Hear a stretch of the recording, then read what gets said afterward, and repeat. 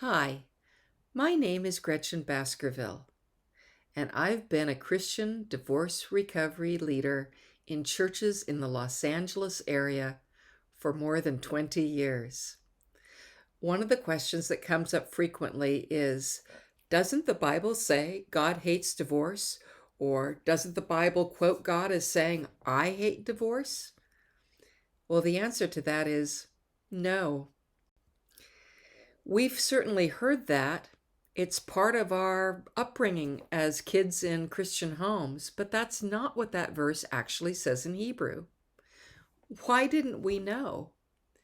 Well, first, if you're like me, we've heard it all of our lives. We never thought to question it. I just assumed it was always right. It certainly plays into my moral values, pro-marriage, pro-family. Why would I question it?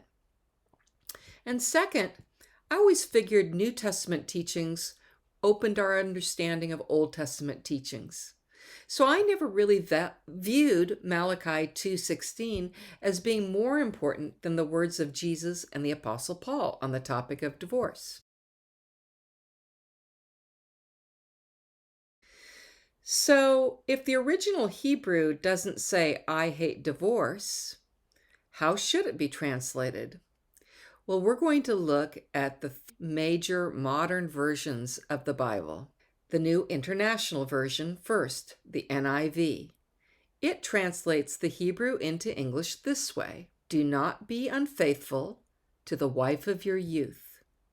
The man who hates and divorces his wife, says the Lord, the God of Israel, does violence to the one he should protect, says the Lord Almighty. So be on your guard and do not be unfaithful. Now, wait a second. I don't see anywhere in here that says, I hate divorce, coming from the mouth of God. God seems to be objecting to unfaithfulness, to hatred, to violence, which leads to divorce. Now let's look at the English Standard Version. How does it translate Hebrew into English? It says, Let none of you be faithless to the wife of your youth. For the man who does not love his wife, but divorces her, says the Lord, the God of Israel, covers his garment with violence, says the Lord of hosts. So guard yourselves in your spirit and do not be faithless. Well, this seems to be God not saying, I hate all divorce for all time and all eternity. This seems to be saying, I am outraged at a man who's faithless, who does not love his wife, who's violent, and he divorces her. Okay, let's move on to another translation. It's not just those two.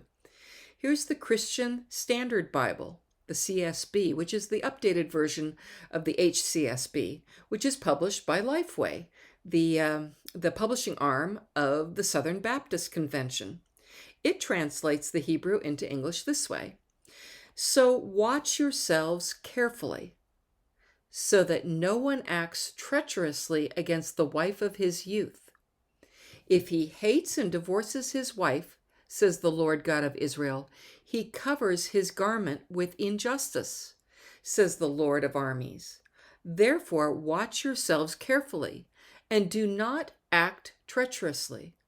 Again, there's no prohibition of divorce in general. This is talking specifically about treachery, hatred, and injustice. Getting out of a marriage for all the wrong reasons. So in summary, this Bible verse makes it look like God is actually outraged at treacherous, violent spouses who divorce their spouse unjustly. Of course, we do know that the Bible did allow divorce if there was a just reason.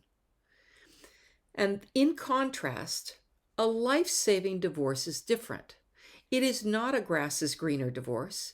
It is a desperate divorce to save your life and the lives of your children.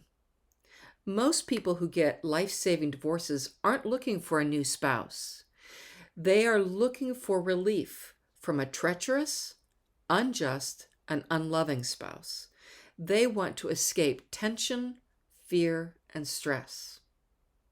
And that's how I answer people who ask me, doesn't God hate divorce? The answer is no.